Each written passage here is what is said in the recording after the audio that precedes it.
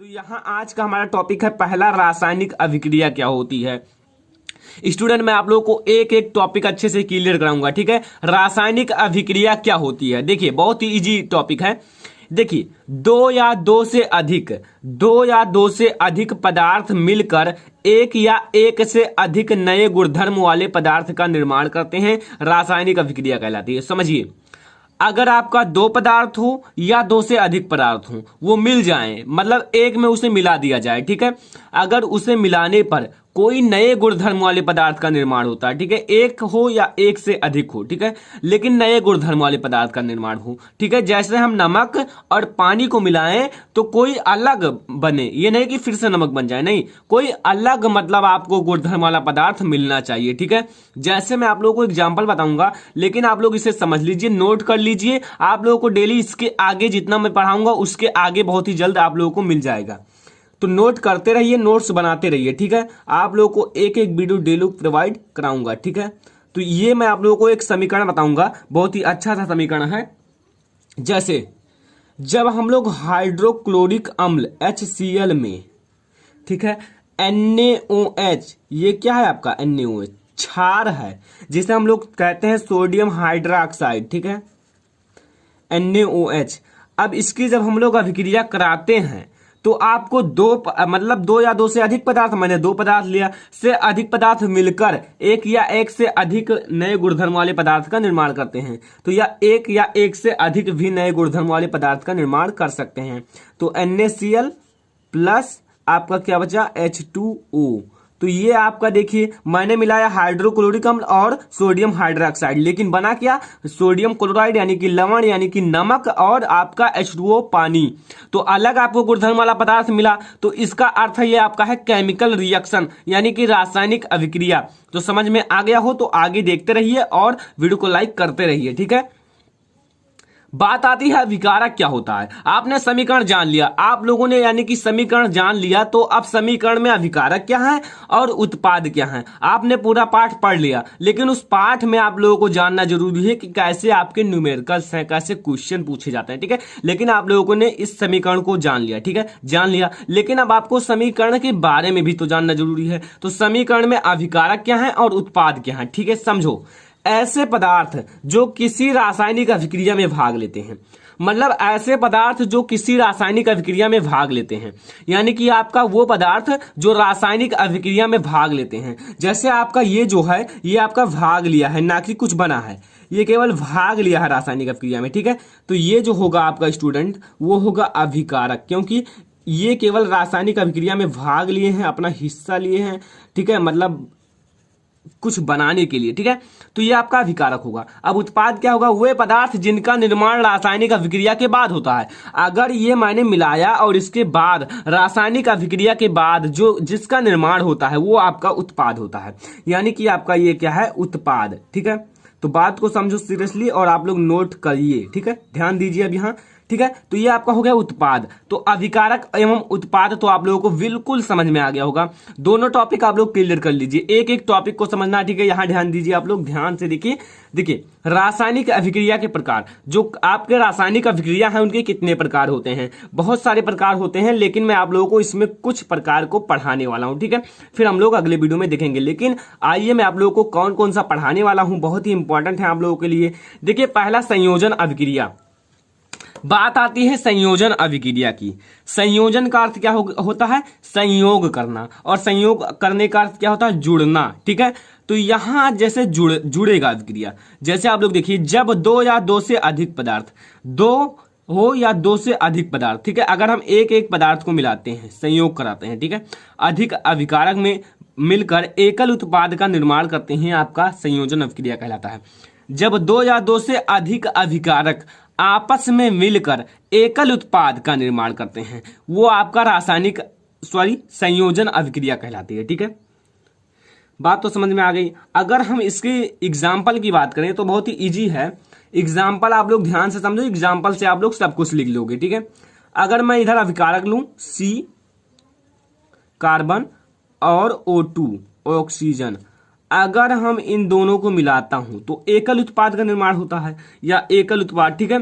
तो एकल उत्पाद आप इन दोनों को मिला लीजिए, CO2, कार्बन डाइऑक्साइड का निर्माण होता है। यदि हम कार्बन में ऑक्साइड को ऑक्सीजन को लाते हैं तो कार्बन डाइऑक्साइड का निर्माण होता है। इतना आप लोगों को समझ में आ गया होगा। संयोजन अभिक्रिया आप लोगों को बिल्कुल समझ में आ गया होगा, ठीक है, बहुत ईजी है। जब दो या दो से अधिक अभिकारक आपस में मिलकर एकल उत्पाद का निर्माण करते हैं, संयोजन अभिक्रिया कहलाता है, ठीक है।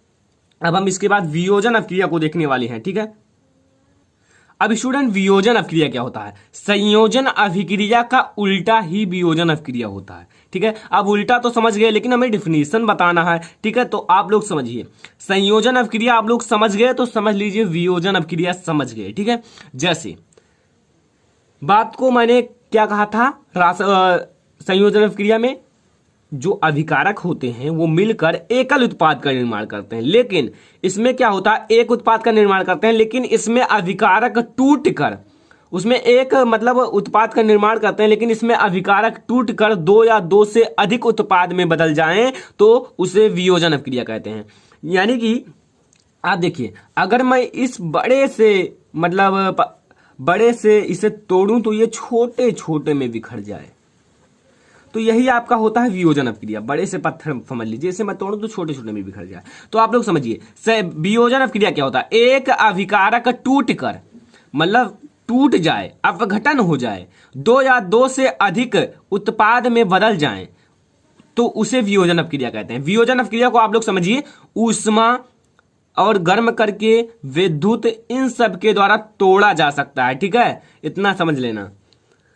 तो अगर मैं वियोजन अभिक्रिया के एग्जाम्पल की बात करूं तो अगर आप लोग बोर्ड एग्जाम में लिखे तो फुल लिख दिया करो तो ज्यादा बेटर रहेगा, ठीक है। जैसे एग्जाम्पल बहुत सारे लोग EX लिख देते हैं, लेकिन आप फुल लिख देते तो ज्यादा बेटर रहेगा। एग्जाम्पल क्या होगा स्टूडेंट, देखिए, अगर मैं लूं 2KClO3, ठीक है, अब ये आपका अभिकारक है। अब अभिकारक को हमें तोड़कर दो या दो से अधिक उत्पाद में परिवर्तन करना है, ठीक है, लेकिन हमें इसे गर्म करना पड़ेगा, ठीक है, यानी कि ऊष्मा देना पड़ेगा और अपघटन तो होगा ही, टूटेगा, ठीक है।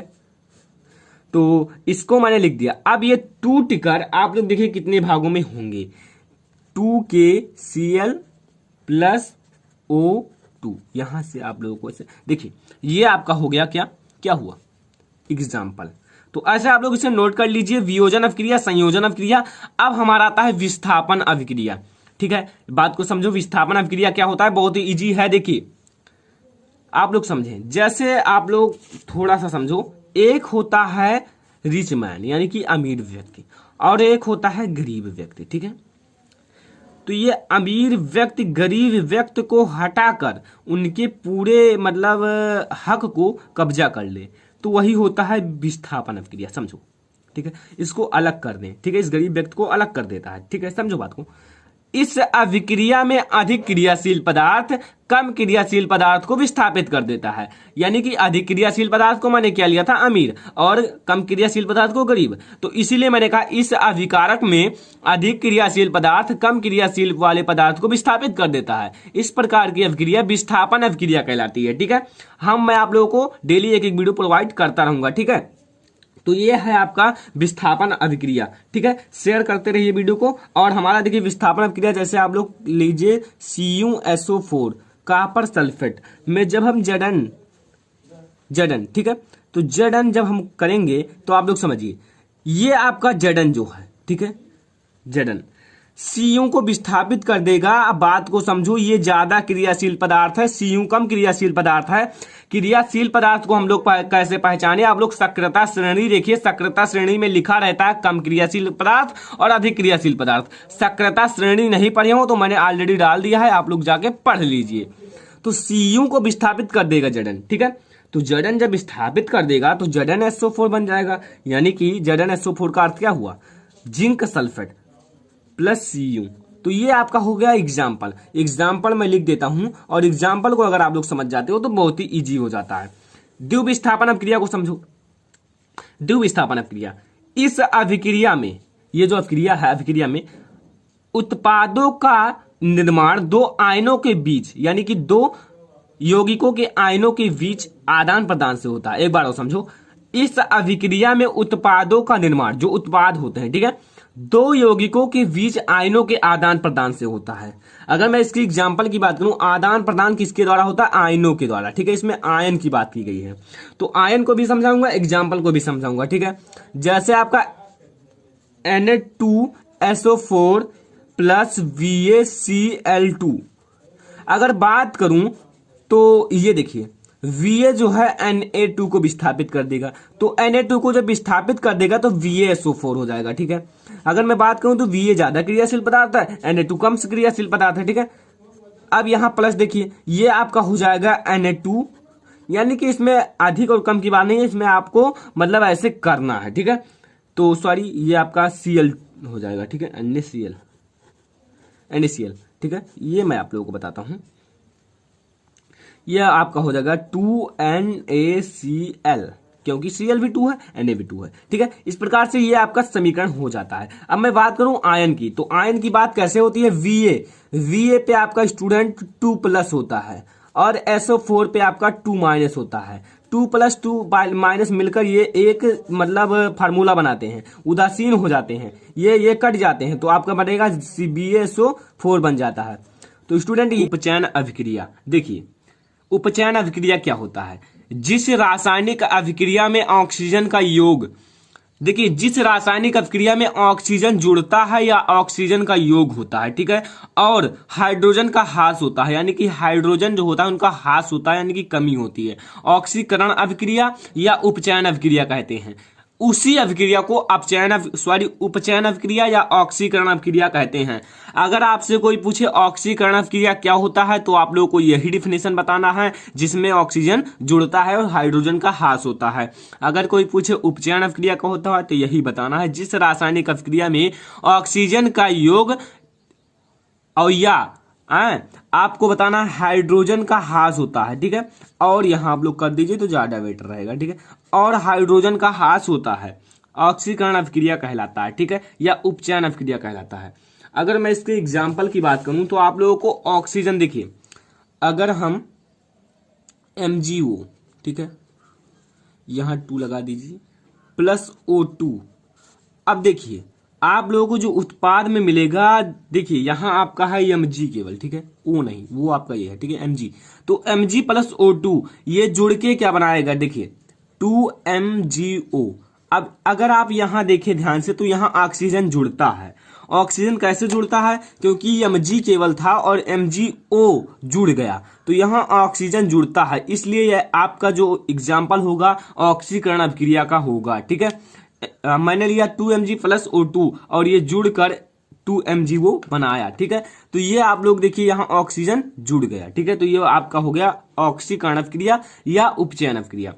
अगर हम दूसरे एग्जाम्पल की बात करें तो यहां देखिए आप लोग, ये भी आपका जुड़ जाएगा, जुड़कर SO2 बनाएगा। ठीक है, ये भी आपका ऑक्सीजन यहां जुड़ गया।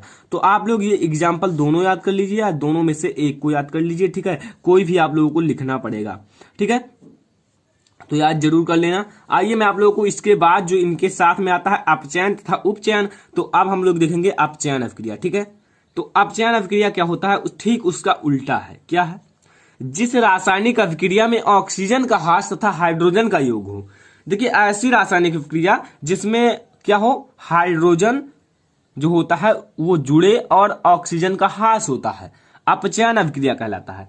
अगर इसका एग्जाम्पल देखिए, अगर इसमें से आप लोग एक एग्जाम्पल याद कर लें तो इसका आप लोगों को एग्जाम्पल याद हो जाएगा।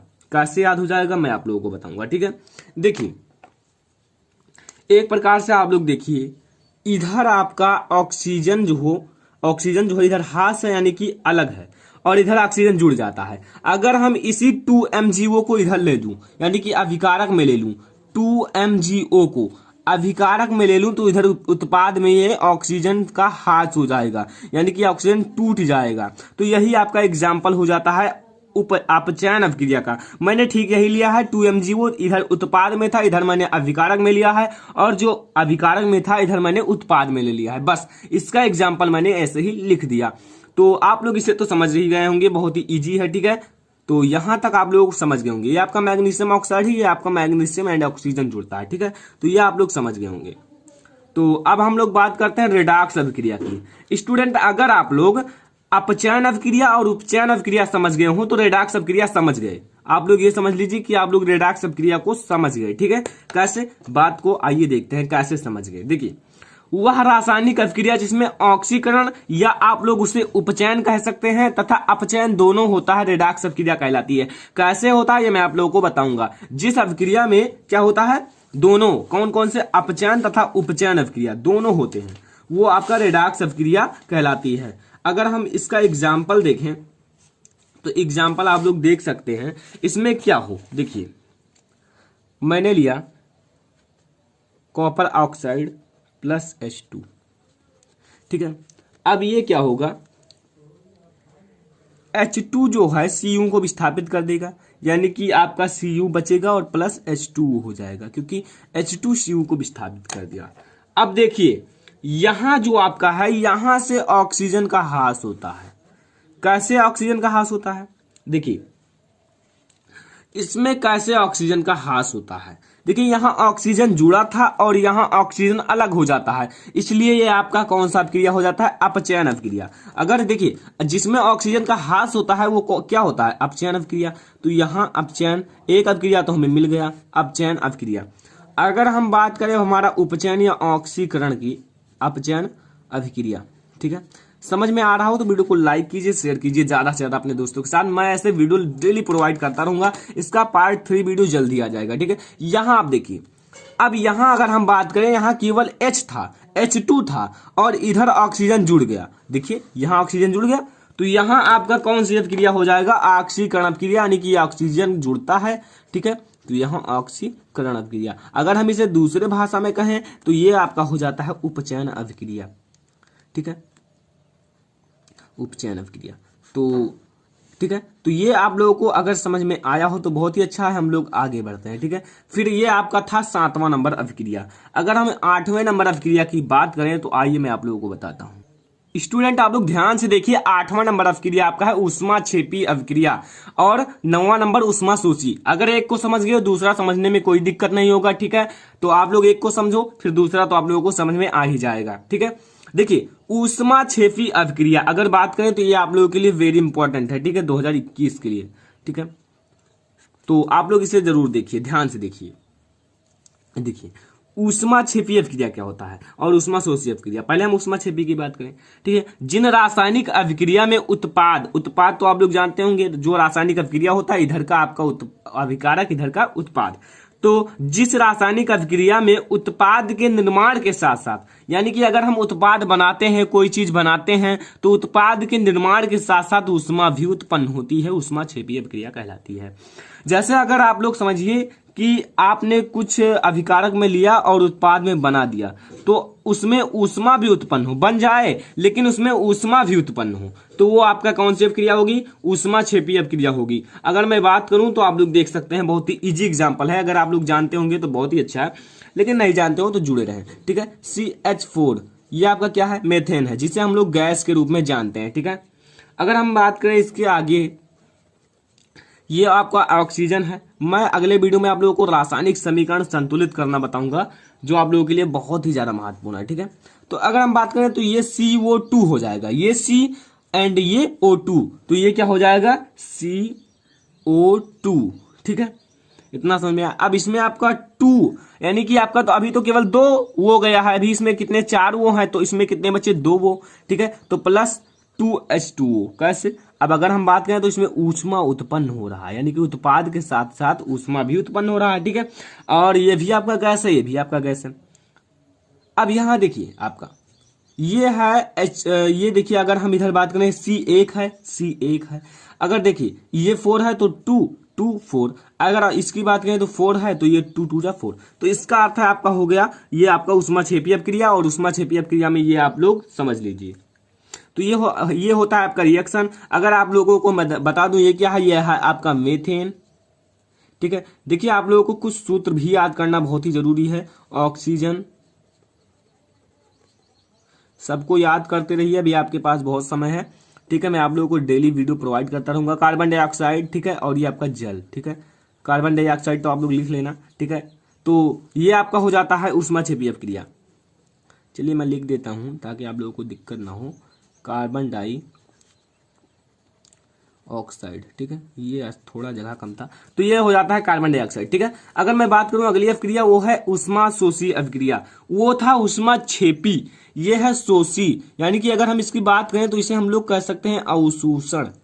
अगर मैं इसे थोड़ा सा ट्रिक मानूं तो यहाँ देखिए शोषी, यहाँ शोषण, तो ये थोड़ा सा आप लोग समझ जाओगे। उष्मा शोषी अभिक्रिया, जिन रासायनिक अभिक्रिया में ऊर्जा अवशोषित होती है, उसमें क्या होता था, निकलता था, लेकिन इसमें अवशोषित होती है, तो वो आपकी अभिक्रिया क्या होती है, जो मतलब इसमें ऊर्जा अवशोषित होती है, तो वो आपकी अभिक्रिया क्या होगी, उष्मा शोषी अभिक्रिया। तो इसे आप लोग यहाँ के कह सकते हैं वो अभिक्रिया उष्मा शोषी अभिक्रिया कहलाती है। लेकिन आप लोग इतना भी लिख सकते हैं, क्योंकि आपको हेडिंग तो पहले डाले हैं, तो आप लोग लिख सकते हैं जिन रासायनिक अभिक्रिया में ऊर्जा अवशोषित होती है, ठीक है, तो वो आपका उष्मा शोषी अभिक्रिया कहलाती है, उष्मा शोषी अभिक्रिया। तो N2 मैं लूं नाइट्रोजन प्लस O2 ऑक्सीजन, ठीक है, और यह क्या बनाएगा 2NO, ठीक है, और इसमें जो होगा स्टूडेंट वो माइनस में उष्मा होगी, क्योंकि इसमें उष्मा अवशोषित होती है, माइनस में उष्मा, ठीक है, लेकिन इसमें प्लस में यानी कि निकलती थी, लेकिन ये माइनस में यानी कि अवशोषित होती है, ठीक है, इतना आप लोग समझ गए प्लस माइनस के बीच जो संबंध है। तो ये आप लोगों का हो गया, ठीक है। अगर मैं बात करूं, आप लोग अभी तक नहीं देखे होंगे, अभिकारक और उत्पाद मैंने पढ़ा दिया अगले वीडियो में, तो उससे जाके देख लीजिए, ये है आपका अभिकारक और दिस उत्पाद, ठीक है। तो आप लोग इसे, पहला वीडियो आप लोगों के लिए बहुत ही ज्यादा जरूरी है, पार्ट 1 वीडियो जो आपको लिए है बहुत ही ज्यादा जरूरी है, ठीक है, तो उसे जरूर देख लेना। तो अब हमारा आता है अगला टॉपिक, संक्षारण क्या होता है। संक्षारण बहुत ही इजी है।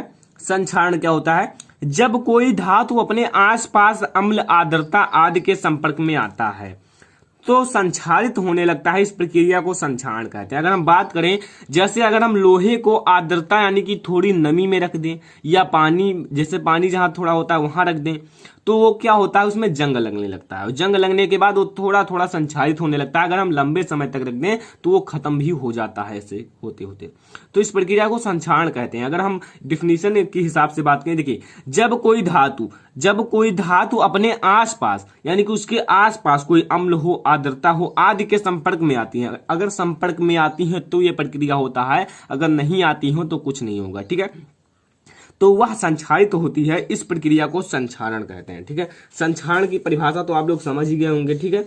तो संक्षारण बहुत ही इजी था। देखिए, चांदी के ऊपर काली परत, जैसे उसे हम बचाने के लिए, ठीक है, चांदी के ऊपर काली परत और तांबे के ऊपर हरी परत चढ़ाने के संक्षारण के प्रमुख उदाहरण है, ठीक है। अगर उदाहरण की बात करें तो आप लोग कह सकते हैं चांदी के ऊपर काली परत और दूसरा तांबे के ऊपर हरी परत चढ़ाना संक्षारण के बहुत ही प्रमुख कारण है या उदाहरण है, ठीक है।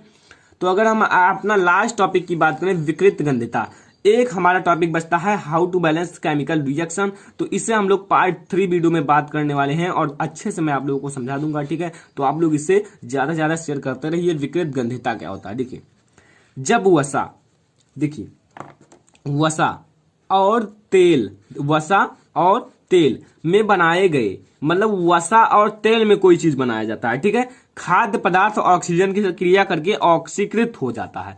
अगर हम वसा और तेल से बनाए गए खाद्य पदार्थ को अगर हम खुले में रख दें, वो ऑक्सीजन से क्रिया करेगा और ऑक्सीकृत हो जाता है। ऑक्सीकृत होने का अर्थ है वो खराब हो जाता है, उसमें से कुछ विशेष प्रकार का गंध आने लगता है और वो उसका स्वाद खराब हो जाता है। तो इससे हम लोग विकृत गंधिता कहते हैं। क्या कहते हैं, विकृत गंधिता, ठीक है।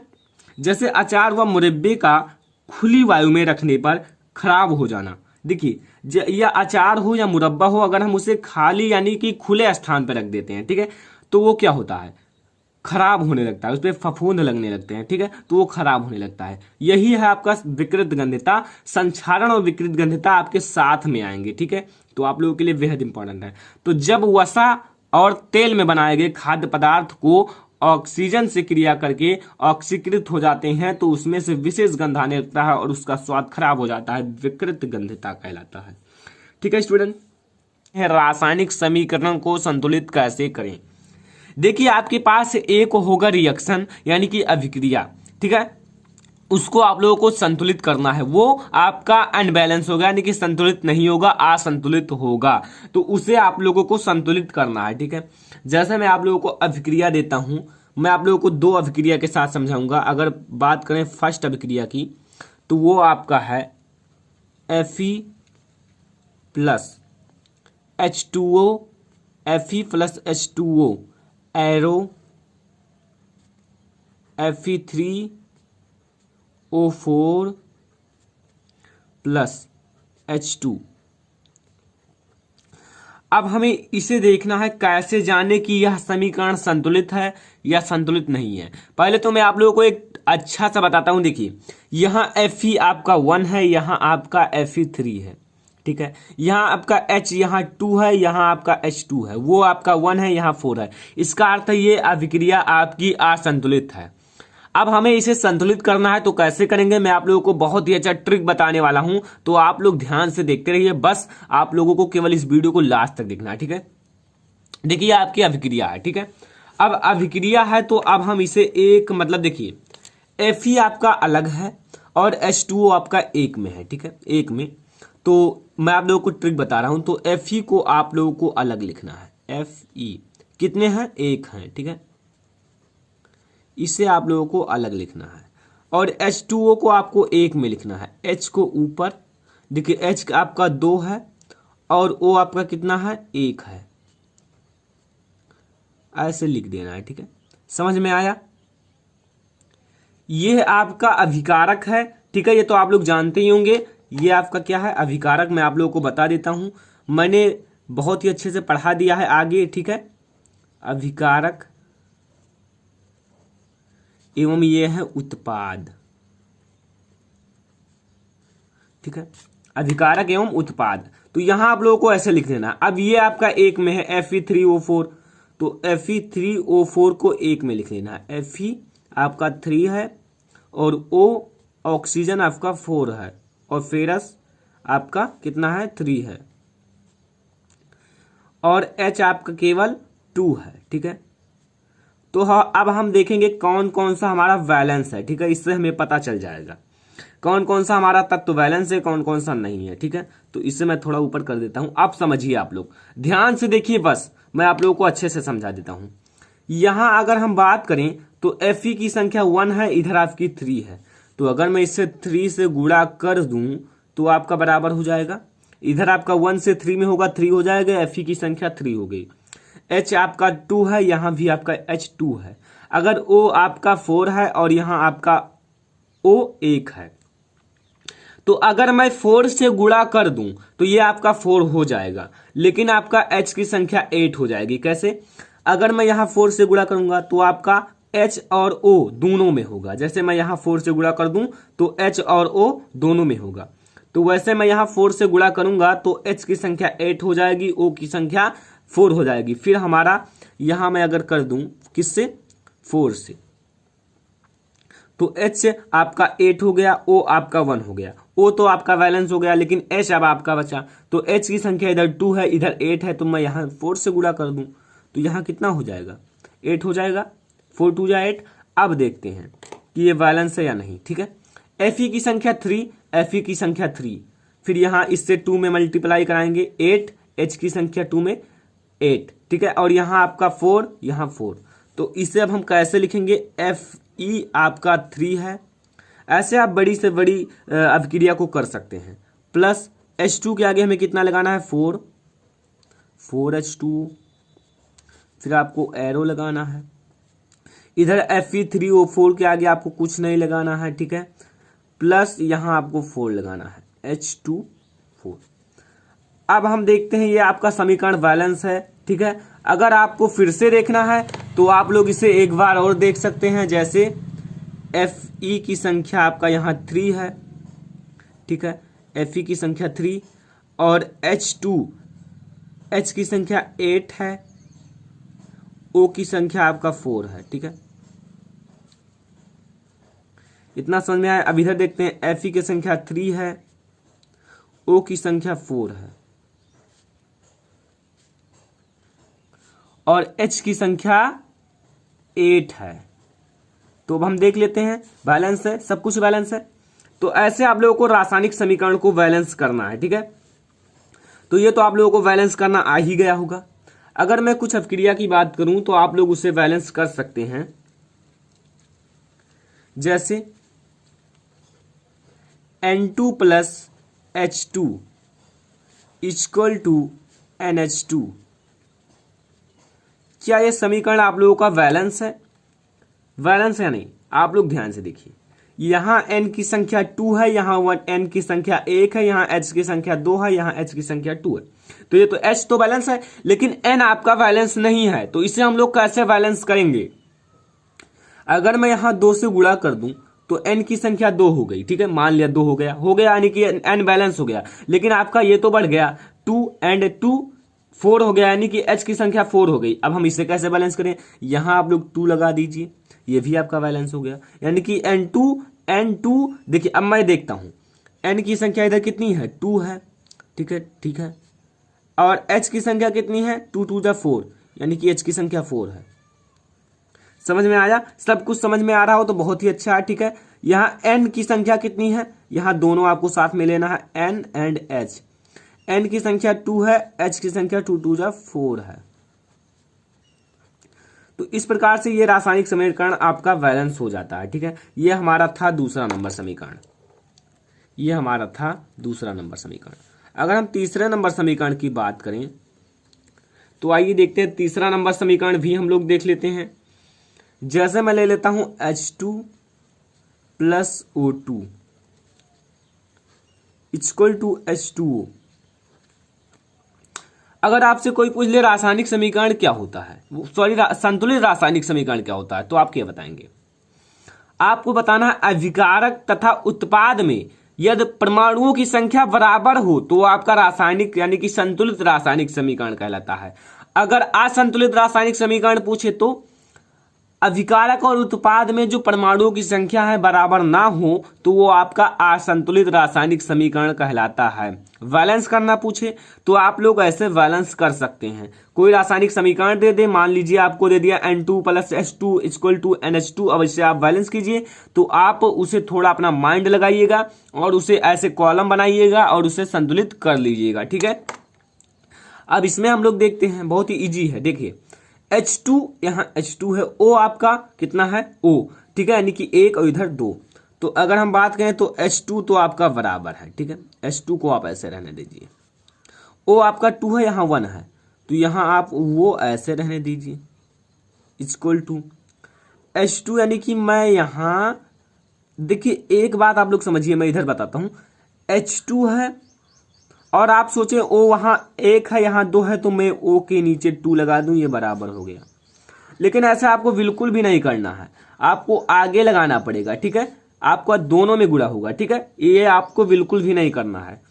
तो हमें यहाँ लगाना पड़ेगा 2, बैलेंस हो गया। लेकिन कैसे? अभी तो हमारा H यहाँ 4 हो गया, यहाँ 2 हो गया, तो अब हम फिर से बैलेंस करेंगे। यहाँ हमारा 2 लगा देते हैं, 4 ये हो गया, 2 ये हो गया। देखते हैं 4 ये 2 ये, मैं नीचे लिख देता हूँ। यहाँ आपका H एक कॉलम में रहेगा, यहाँ आपका H की संख्या 4 है, O की संख्या कितनी है?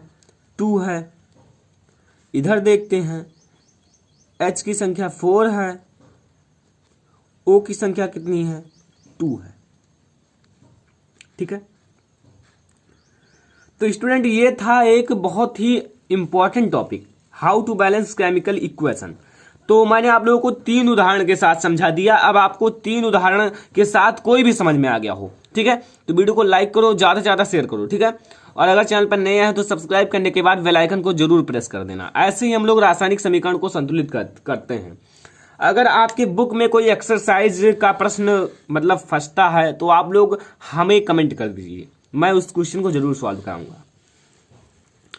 तो ऐसे आप लोग सॉल्व कर सकते हैं, बहुत ही इजी मैंने बताया है ताकि आप लोगों को समझ में आ जाए। अगर समझ में आएगा तो आप लोग ज़्यादा से ज़्यादा लाइक करेंगे, शेयर करेंगे, ठीक है। और वीडियो को लाइक कीजिए, शेयर कीजिए अपने दोस्तों के साथ, और चैनल पर नए हैं तो सब्सक्राइब करने के बाद बेल आइकन को प्रेस कर दीजिए। तो स्टूडेंट फिलहाल इस वीडियो में इतना ही, तब तक के लिए धन्यवाद।